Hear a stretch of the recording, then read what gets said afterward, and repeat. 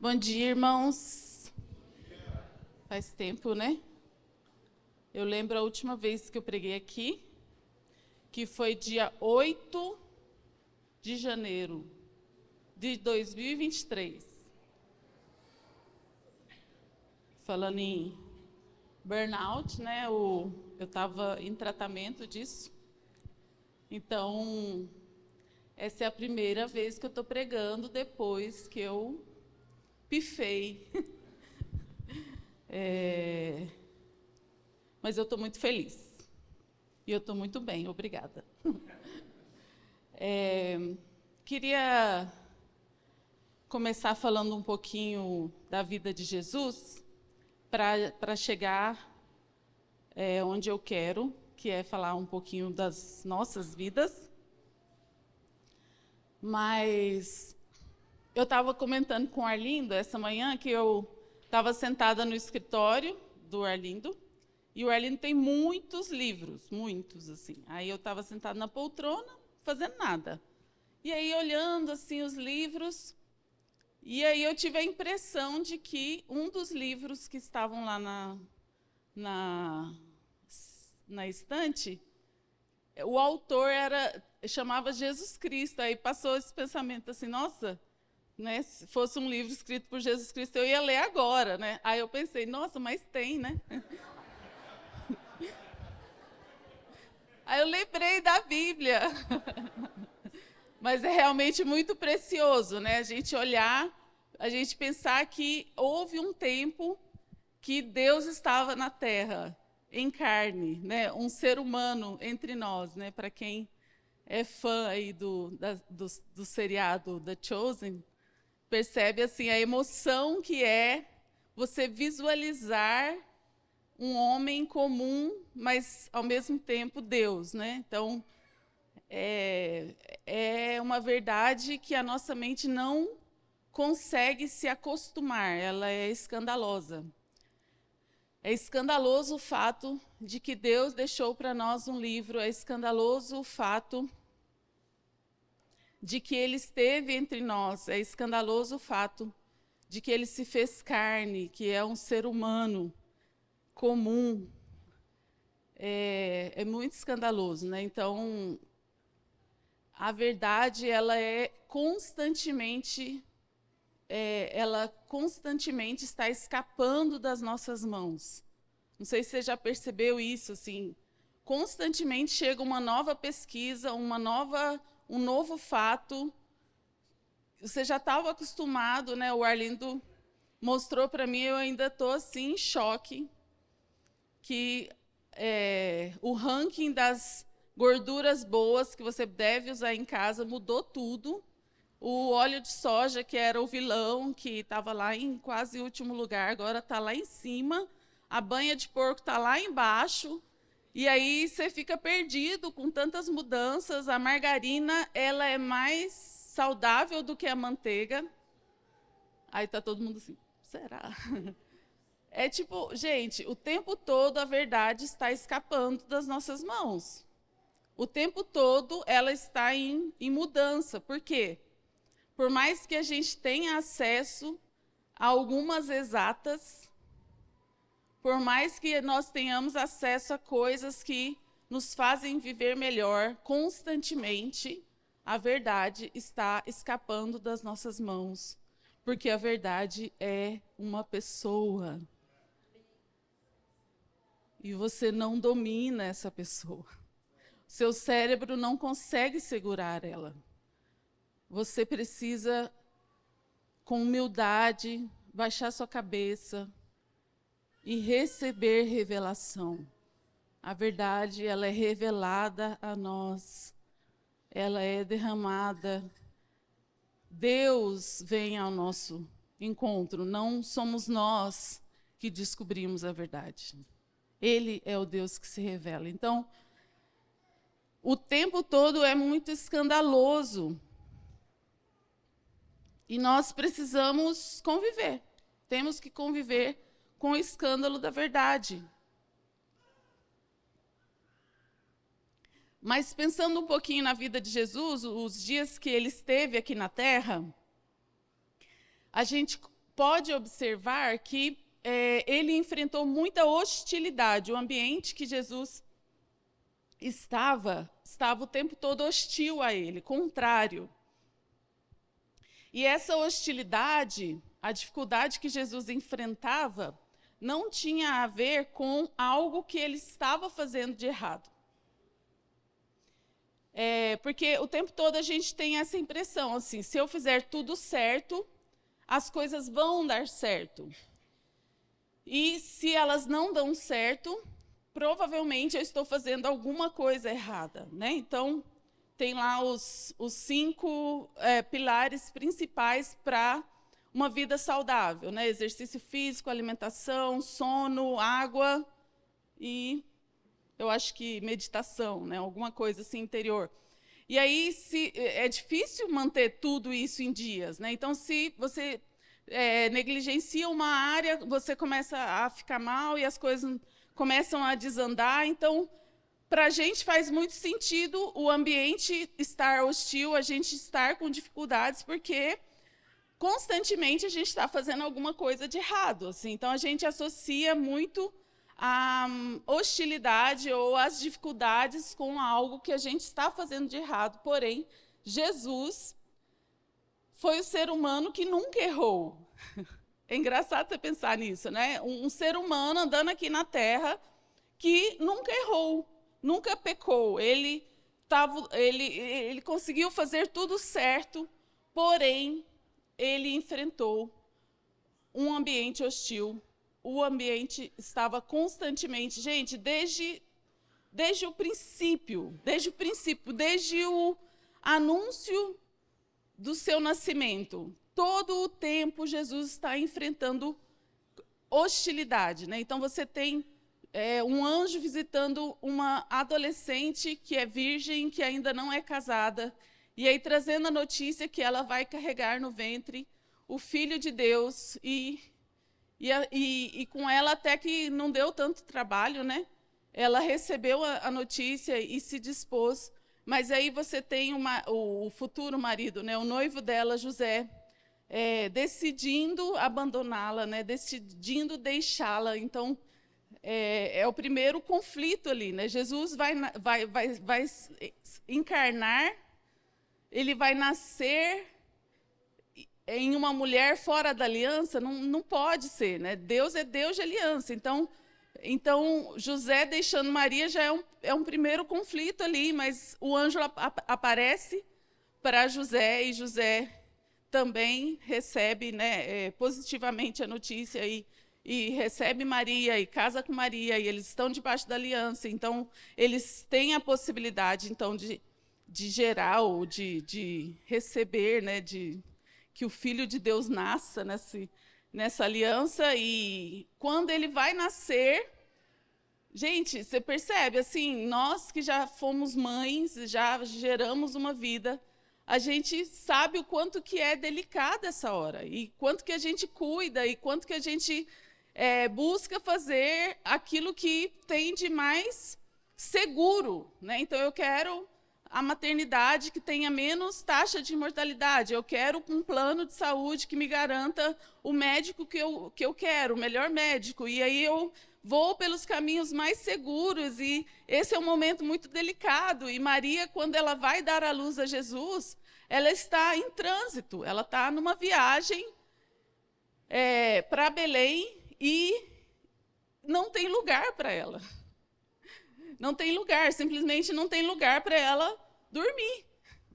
E naquela noite eles dormem em qualquer lugar ali, num estábulo, e Jesus nasce.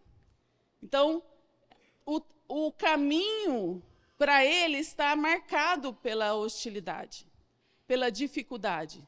O caminho para ele está contrário. Né? E eu gostaria que a gente abrisse em Mateus 21, para a gente visualizar um exemplo disso.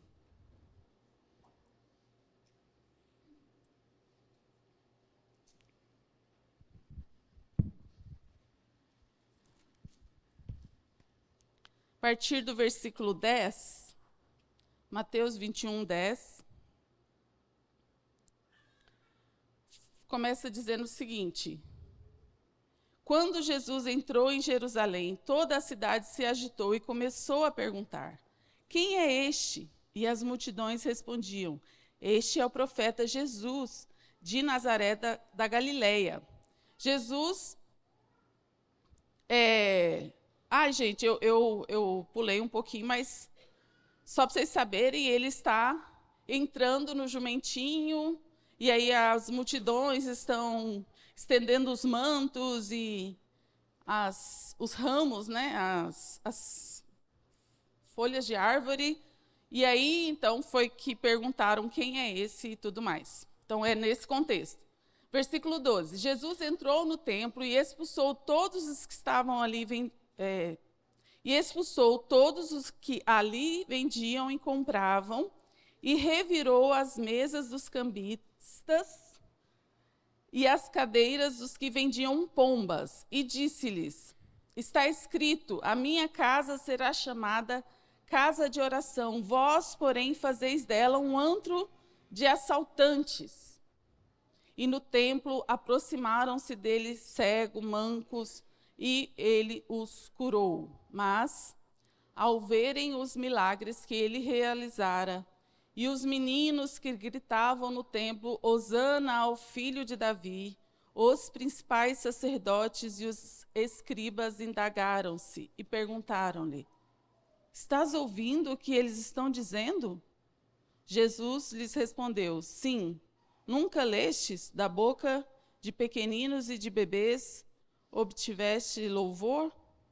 E deixando-os, saiu da cidade para Betânia, e ali passou a noite. Então, essa é uma passagem muito significativa. Então, tem essa entrada, né, entrada triunfal em Jerusalém, que até é comemorada, né? Eu acho que a Igreja Católica comemora o Domingo de Ramos, né? Que é essa entrada triunfal de Jesus, mas ele não tem trégua, não existe trégua, não existe simplesmente um momento que Jesus está desfrutando de tudo que ele merece. Mesmo nesse contexto em que ele é aclamado lá no Evangelho de João, ele vai contar também de uma situação nesse dia aqui, em que os gregos pediram para ver Jesus. Então, é um momento de glória para Jesus, né? Existe essa entrada triunfal, existe o interesse, né, dos gregos, os sábios da época, eles querem ver Jesus, eles chegam pedindo para ver Jesus. Então, parece assim, esse é o momento. Então, quando você vai lendo a história de Jesus, parece que é um momento alto, mas existe hostilidade, existe os nossos queridos fariseus, né? Existe essas pessoas que estão o tempo todo tendo embate, né? Desaprovando ou criticando ou acusando Jesus. Então, aqui nós estamos há poucos dias, né, muito poucos dias antes da crucificação de Jesus, e aí você tem uma multidão recebendo ele com muita alegria, com muito alvoroço, e é a mesma multidão que se volta a ele poucos dias depois para o crucificar. Então você percebe assim que esse alvoroço, essa entrada triunfal, essa coisinha assim que começa a animar os nossos corações, né? Assim, nós que estamos acostumados assim a filmes de Hollywood, nós estamos acostumados com histórias que, por mais que o protagonista sofra, existe um momento em que ele sai por cima. Então, nosso coração começa a se empolgar com esse momento que Jesus entra de forma triunfante em Jerusalém, mas esse alvoroço não significa nada. Essa empolgação não significa nada, não tem nada a ver com o que de fato importa e o que de fato Deus está fazendo. Deus veio para a Terra e Ele está fazendo alguma coisa. E essa alguma coisa não tem a ver com a multidão aclamando Jesus. Não tem a ver com esse alvoroço. Jesus entra em Jerusalém de forma triunfante, porém, ele não tem nem sequer uma casa para descansar. Então, a passagem que nós lemos finaliza com o fato de que Jesus deixou a cidade e foi para Betânia. E ali ele passou a noite. Então, Jesus tem em Betânia o que de fato interessa, o que de fato importa e o que de fato ele está fazendo na terra.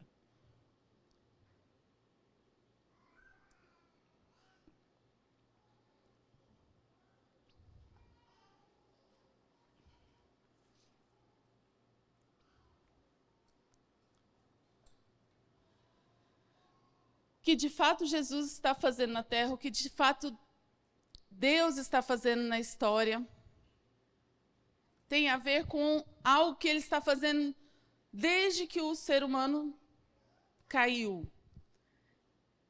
que é atraindo pessoas para uma amizade. Então, em Betânia, Jesus tem amigos, e durante toda a história, através dos séculos, Jesus discipulou, se aproximou de homens e mulheres e fez deles seus amigos. E é exatamente o que ele está fazendo com aqueles que estão andando com ele, com os seus discípulos. Jesus está formando amigos.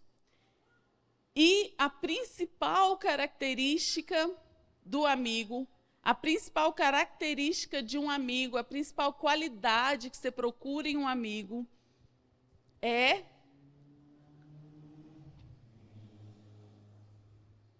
me deem opções aí. Fidelidade, honestidade, lealdade, amor. Alguém falou outra coisa aqui? Intimidade. Obrigada. Foi você, amiga? A Nath que falou. Confiança. Que é tudo que vocês falaram, tá, gente? É que a gente quer chegar naquela palavrinha, mas lealdade, fidelidade, amor, intimidade. Mas teve uma terceira palavra. Honestidade. Então, lealdade, fidelidade, honestidade, confiança. A principal característica de um amigo, a principal qualidade que nós procuramos em um amigo é confiança. Será que eu posso confiar? Gente, porque se eu não puder confiar, a gente vai ficar no superficial. Então, a gente vai falar do tempo, vamos falar da economia, vamos falar do nosso presidente, vamos falar do que está acontecendo, mas se eu não posso confiar, eu não vou aprofundar, eu não posso abrir meu coração. E talvez, quando você ouve isso, nesse ponto você pode pensar assim, será que Jesus pode confiar em mim? Será que eu sou uma pessoa confiável? E essa é uma pergunta legítima, porque se nós somos cristãos, nós queremos ser pessoas em quem Deus pode compartilhar os seus segredos. Nós queremos ser pessoas para quem Deus pode confiar aquilo que está no coração dele. Mas essa não é a pergunta certa. Você é uma bênção. Você não deve se perguntar, será que Jesus pode confiar em mim? Por quê?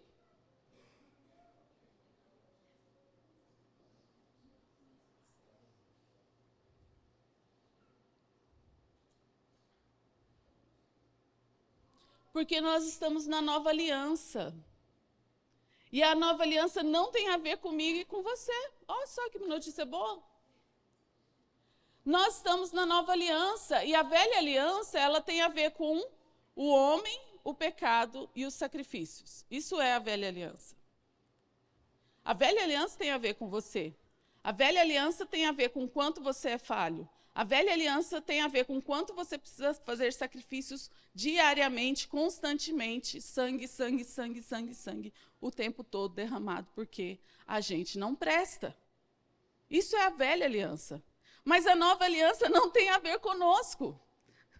Ou seja, essa pergunta não tem a ver com a nova aliança. Será que eu sou confiável? Não tem a ver com você ser ou não confiável. Tem a ver com o poder do sangue que foi derramado na cruz. Isso é a nova aliança. A nova aliança, Jesus falou, ele declarou poucos instantes depois, né, um dia e meio mais ou menos depois desse episódio, ele vai tomar ceia com seus discípulos e ele fala: esta é a nova aliança. Onde? No meu sangue. Jesus, levantando o cálice, disse: este é o cálice da nova aliança. Esta é a nova aliança. A nova aliança tem a ver com Jesus. Ele é tudo. Então, essa não é a pergunta certa. O que Deus está fazendo na terra não tem a ver com tornar você confiável, porque nós estamos em Cristo.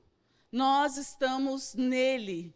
Ele é o sangue que nos justifica, que nos torna puro, que nos torna santos. A pergunta que você deve se fazer é: será que eu estou crescendo em confiar em Deus? Eu preciso crescer. Nós sofremos de uma doença crônica chamada desconfiança. Somos profundamente ariscos, desconfiados. E o trabalhar de Deus em nós tem a ver com duas coisas principais. Só nesta manhã, tá, gente? Porque no outro dia vai ter a ver com outras duas coisas que são as mais importantes. Mas nessa manhã, o trabalhar de Deus em te santificar tem a ver com te sintonizar com a realidade e conquistar para Ele a nossa confiança. Essas duas coisas. A cada dia que passa, você está mais iludido, alienado,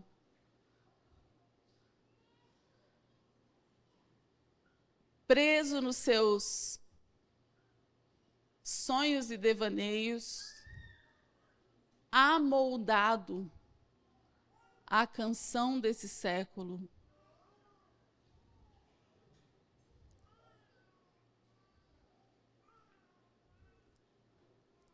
Ou você está mais sintonizado com a realidade. Cada dia que passa, você está mais religioso, trabalhando em cima de regras e princípios bíblicos para que a sua vida seja ajustada aos sonhos do seu coração,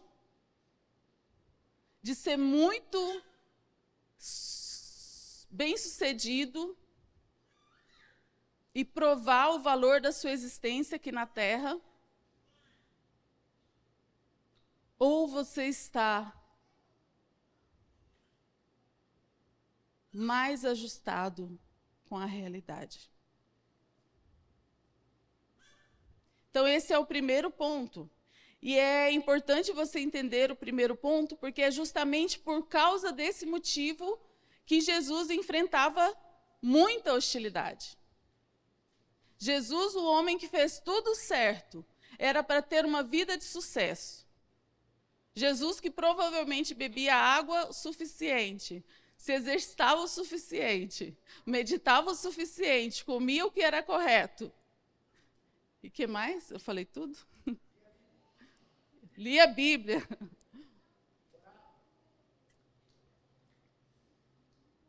Era para ter uma vida de sucesso, era para terminar colocando todo mundo assim, para ficar com muita inveja dele. Mas o que ele enfrentou foi hostilidade. Por quê? Porque o Filho de Deus não se amoldava ao fluxo dessa era. Essa é a realidade. E é isso que você precisa, em primeiro lugar, respirar fundo e saber se você está disposto. Você quer ser um religioso que aperta os botões corretos para que a sua vida seja abençoada, ou você quer ser santo? É diferente. É diferente. Porque o santo, ele é alegre, ele é feliz, ele é exultante, ele é livre, simplesmente, ele é livre. Não existe nada mais divertido do que ver alguém santo. Porque ele não está com carranca, ele não está debaixo de pressão, ele não está impondo nada sobre ninguém, porque ele está feliz. Ele é livre. Ele entendeu a realidade. E a realidade não tem a ver com esse mundo caído, não tem a ver com essa era. A realidade tem a ver com um lugar onde eu estou depositando a minha vida e a ferrugem não corrói. Não interessa o ritmo da economia, não interessa qual é o partido que está no governo, não interessa a demanda em relação ao meu trabalho. Eu estou construindo a minha vida num lugar onde a traça nem a ferrugem corrói. Essa é a liberdade do santo.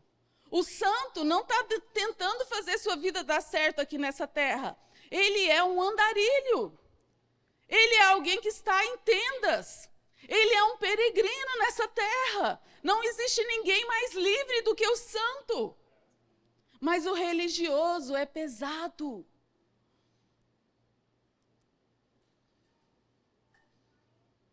O religioso está com os dentes trincados.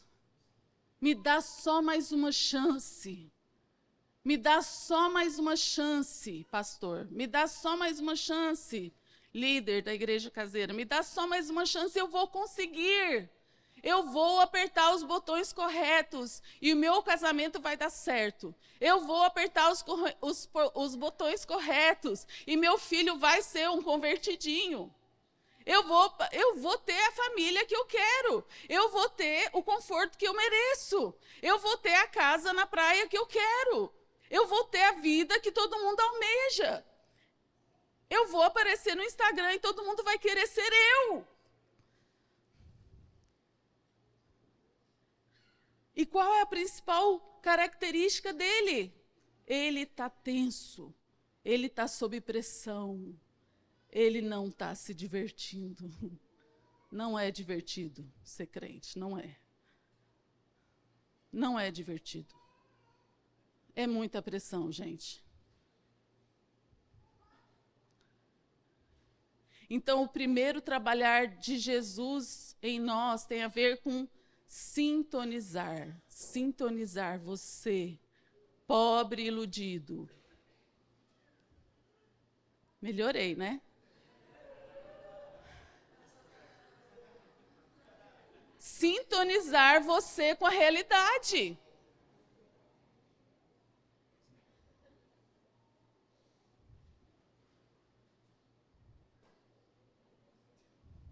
Parece ruim? Gente, só parece. Não há nada mais libertador do que ter os olhos abertos para esse mundo que está descarrilhado em direção à perdição. Não há nada mais libertador do que enxergar em meio ao engano. E a segunda coisa, e está totalmente relacionada com a primeira, se você é um pobre iludido,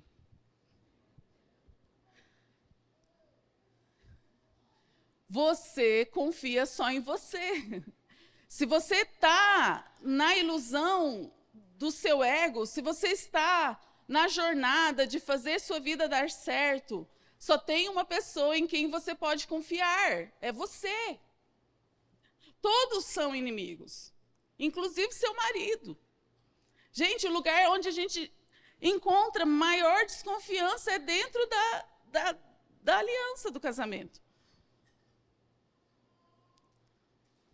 Onde era para haver mais confiança, é onde nós encontramos mais desconfiança. Por quê? Porque nós estamos iludidos. Nós achamos que, nós acreditamos que estamos aqui para ter nosso lugar ao sol. Eu preciso brilhar, este é o meu momento. E você está tentando apagar o meu brilho. A gente acha que o cônjuge quer nos ferrar.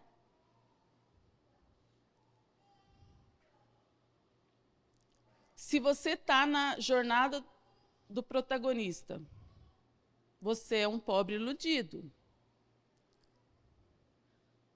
Porque essa história já tem um protagonista. E não é você.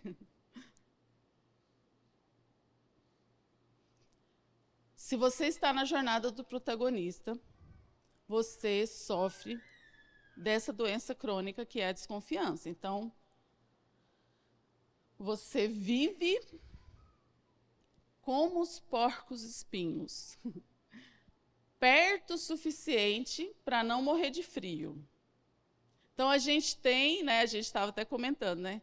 Domingo é o dia de sair as fotinhas no grupo da igreja, #comunhão. Então, nós temos comunhão. Será mesmo? Nós ficamos perto o suficiente para não morrer de frio. Nós ficamos perto o suficiente porque nós somos seres relacionais, nós queremos pessoas. Mas os espinhos estão ali. Então, nós não chegamos perto o suficiente para ter intimidade. Por quê? Porque eu sou um pobre iludido.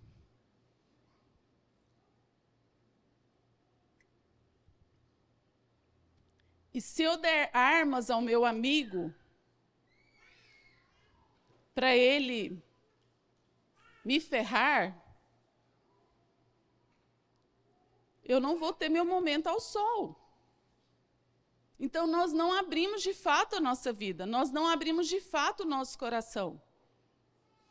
Nós deixamos ver ali um pouquinho a superfície, mas não de fato quem nós somos.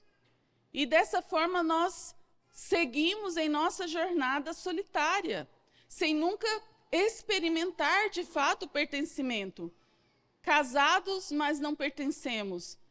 Uma igreja caseira, mas não pertencemos. Em 1, 2 ou 3, mas não pertencemos. Em amizades espirituais, mas não pertencemos. Por quê? Porque eu não posso confiar em ninguém. Porque vão me ferrar. E aí, a realidade precisa ser te mostrada. Você já é ferrado. Você está aqui porque você é ferrado. Essa é a igreja. Igrejas são aqueles que levantaram a bandeira branca e aceitaram a mensagem que está na porta do Evangelho.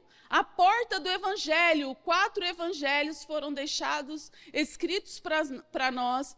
E em todos os 4 evangelhos, você vai encontrar a porta de entrada chamada João Batista. E a mensagem dele é raça de víboras, bando de serpente, bando de gente enganosa, cheia de segundas intenções, venenosos, raça de víboras. Quem mandou vocês virem aqui? Essa multidão não significa nada, você percebe? O alvoroço em torno de Jesus não significa nada. Jesus não se deixava iludir, pensando que aquilo ali significava alguma coisa, porque em Jerusalém não existia lugar para Jesus deitar a cabeça. Existia um lugar em Betânia onde Jesus era de fato acolhido. Existiam pessoas que estavam em uma jornada real com Jesus. E seus corações estavam, camada por camada, sendo conquistados em sua desconfiança. Pessoas que tiveram que experimentar a morte de um irmão para ter um pouquinho mais do conhecimento de Jesus em seus corações. Quando Jesus vai em direção a Lázaro, quando ele encontra com Marta, Marta fala o seguinte: se você estivesse aqui, meu irmão não teria morrido. Existia um pouquinho de confiança no coração de Marta, mas não toda a confiança. Existia um pouquinho de confiança de que talvez Jesus, se ele não tivesse chegado um pouquinho mais cedo, Lázaro não teria morrido. Mas o que Marta não sabia é que Jesus é a ressurreição dos mortos. E através de perder seu irmão,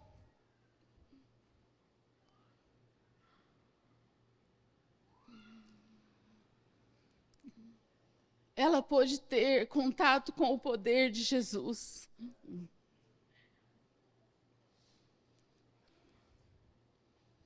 Em Betânia, Jesus tinha pessoas que estavam em uma jornada real.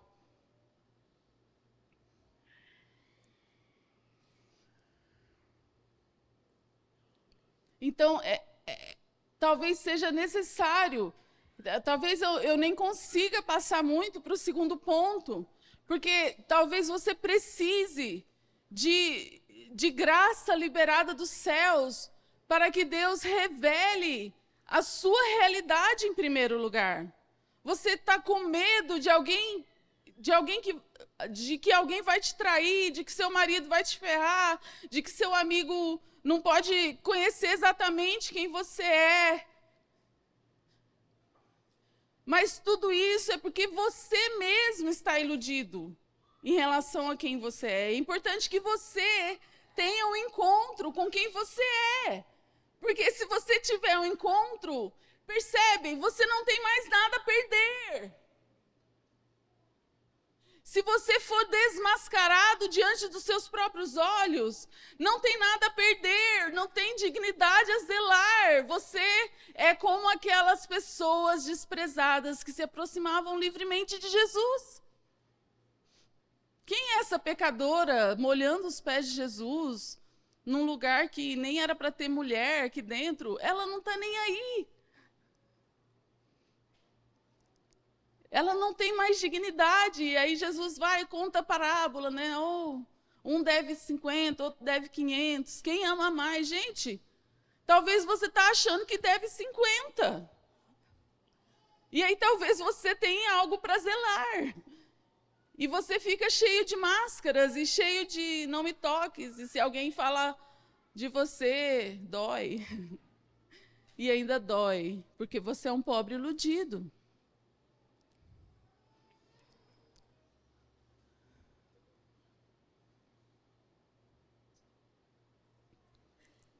E se você é iludido, você está numa jornada muito cansativa.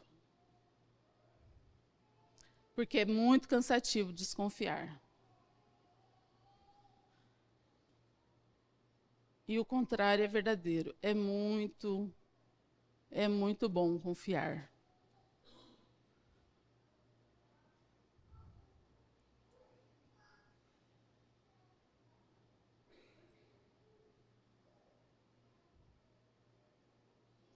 Amém? Vamos finalizar abrindo no Salmo que está sendo trabalhado no ACAP. Salmo 23.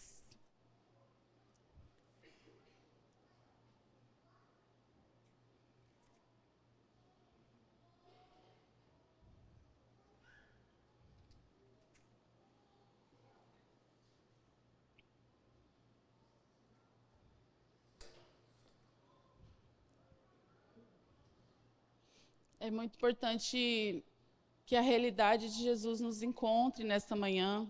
O Evangelho de Deus, ele vem para nos sintonizar com a verdade, com a realidade.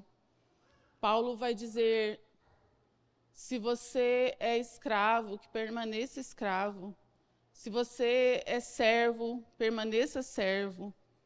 Não existe nenhuma promessa de mudança de circunstâncias. Você pode estar associando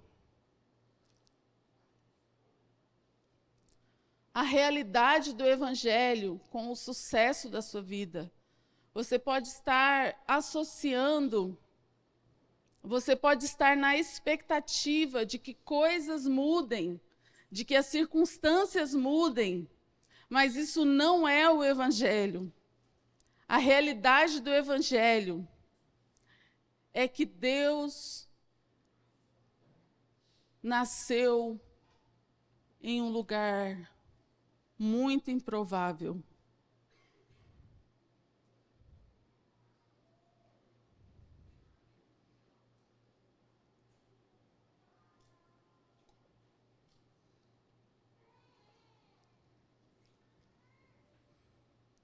Deus não nasceu na melhor maternidade de Belém.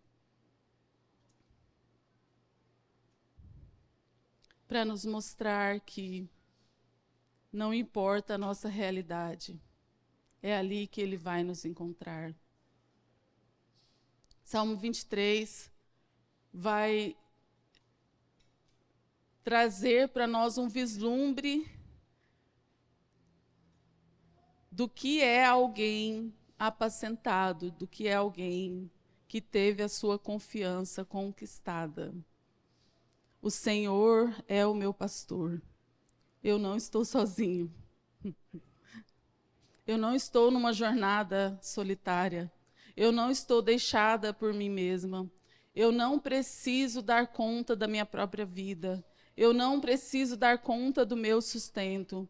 Eu não preciso dar conta da minha saúde. Eu não preciso nem sequer dar conta da minha saúde mental.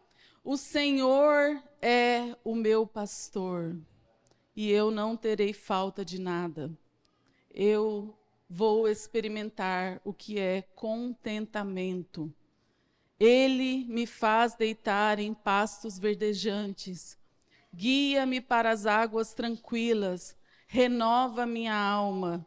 Guia-me pelas veredas da justiça por amor do seu nome. É promessa, é realidade de quem está apacentado. Ele nos guia pelas veredas da justiça. Percebe a liberdade do santo? Não sou eu que trinco os dentes e percorro as veredas da justiça. Ele me guia pelas veredas da justiça. Eu sou o Deus que vos santifica.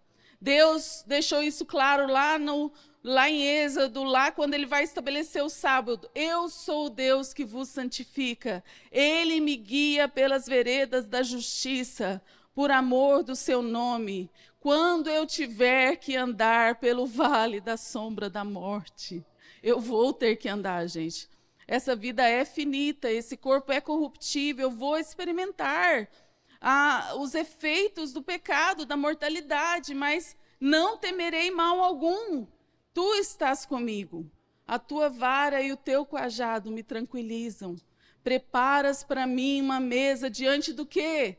Das adversidades, da hostilidade, da crise no casamento, da crise no emprego. Preparas para mim uma mesa diante dos meus inimigos. Tem um banquete diante de nós, nesse mundo caído. Existe banquete para nós, em meio às piores situações. Unges a minha cabeça com óleo, e o meu cálice transborda. Bondade e misericórdia certamente me seguirão todos os dias da minha vida. E habitarei na casa do Senhor para todo sempre. Essa é a promessa que nos consola, essa é a esperança que nos sustenta. Aquele que escolheu a melhor parte não será tirada. não será tirada. Vamos ficar de pé, irmãos.